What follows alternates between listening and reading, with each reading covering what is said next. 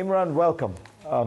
Let me first ask you, we have been trying to do this interview for almost 2 weeks now, and once your internet mysteriously cut out, the last time we were told that there was an army raid on your compound. Tell us what happened. Well, look, ever since I came out of jail, Fareed, my house is surrounded by the police. There are checkpoints. Everyone is checked who comes into my house, and they have to walk a distance. The main roads, connecting my house are blocked. And one evening when I was supposed to do your interview, I suddenly discovered that the government had announced there were 40 terrorists hiding in my house, and they were going to come, the police was going to come looking for them. So I opened my house for the media to come and see where these terrorists were. So that's what stopped the police raid. So unfortunately, it's an unpredictable time. So hence I couldn't do the interview before. Where do you think this goes? Do you worry that the elections which have been scheduled, which you were hoping to participate in, will not take place? Tell us looking forward, what do you see happening? Well, Fareed, my worry so far is about our democracy is being dismantled. The two provincial assemblies in which we were governing, that's 70% of Pakistan, KP and Punjab. We dissolved our governments, and the constitution is clear, you have to have elections within 90 days. The government wouldn't hold the elections. We then had to go to the Supreme Court. Supreme Court ruled that the elections must be held within 90 days and gave the date of 14th May for the election of Punjab. The government refused. They violated the constitution and the orders of the Supreme Court. Now my worry is that even the national elections, which are scheduled for October, I'm worried that even they won't hold the elections unless and until they are clear that PTI, my party, won't win. Right now, our rating is above 70%. Out of 37 by-elections, we have swept 30. So they are petrified of elections. And because they are scared that PTI and I will be back into power, everything is being done to dismantle our democracy. So right now, as we speak, over 10,000 workers have been arrested. My entire senior leadership is in jail. Tuesday, I'm going to make an appearance for various bails in Islamabad. 80% chances are that I will be arrested. So right now, there's no rule of law. One of the judges cried while saying that he gave people bail and they were rearrested when they got out of the court. The Supreme Court Chief Justice, when he says elections are to be held on 14th of May, when his decisions are discarded. So we are heading towards the law of the jungle. Might is right. Right now, there's no rule of law in this country. Stay with us. When we come back, I will ask Imran Khan. He has taken on the country's most powerful institution, the army. How will that tussle work out when we come back? Imran Khan, who is at the center of a political maelstrom in his country right now.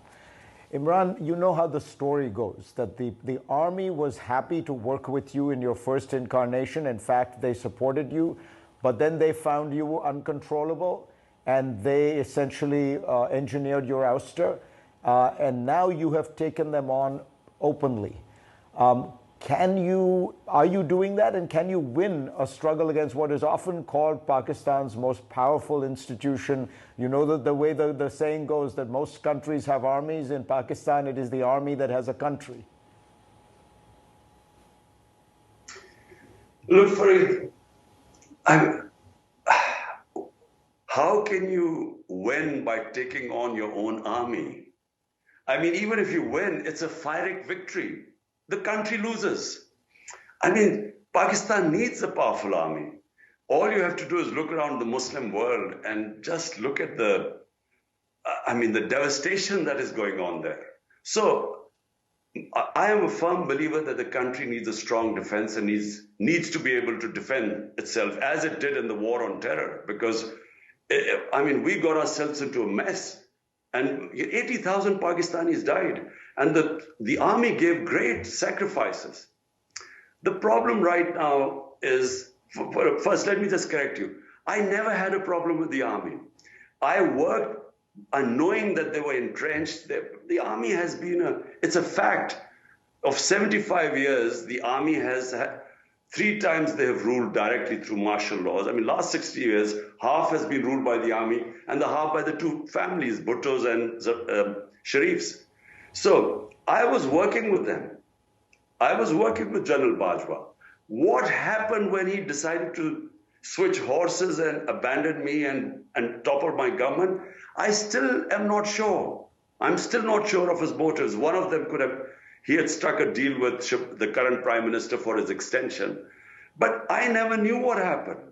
All I know is that the last 6 months, he just worked to remove my government. And he's openly afterwards in an interview claimed that he decided that I was too dangerous for the country. And so my government was ousted. Since then, all I have said is that the solution to Pakistan's problems are in free and fair elections, because that's the only thing that would bring political stability in this country. And without political stability, our economy has just tanked. We now are in a worse situation than Sri Lanka was. Pakistan has never had the economy in such a tailspin as it is in right now. The only way you can bring the economic stability is through political stability, which will come through elections. That's all I've been saying. Now, the problem I'm facing is that somehow the current lot, the what are called the PDM parties, they have aligned themselves with the establishment. And they have convinced the establishment that if there are elections, they're going to lose, which is a fact. Now, in order to keep me out, the whole democratic system is being dismantled. So when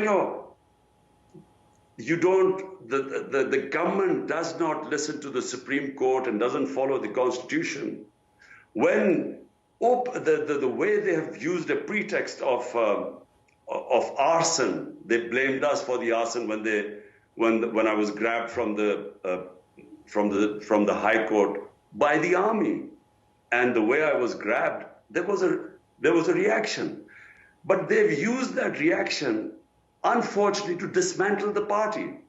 So they have over 10,000 workers are jailed. A lot of women have been jailed, which has never happened before. Let me ask you, Imran, they are now trying to try us in military courts. Just one word, sure. Fareed, they are now thinking of trying us in military courts. But there also was an attempted assassination on you, Imran. Do you think that was directed by the army, and do you think you are safe now? Well, there was, in November 3, there was an assassination attempt, which had preempted, I had predicted, I had been warning that they're going to use this so-called religious fanatic who was going to, kill me. And then just like Salman Taseer, our governor, he was killed by a religious fanatic.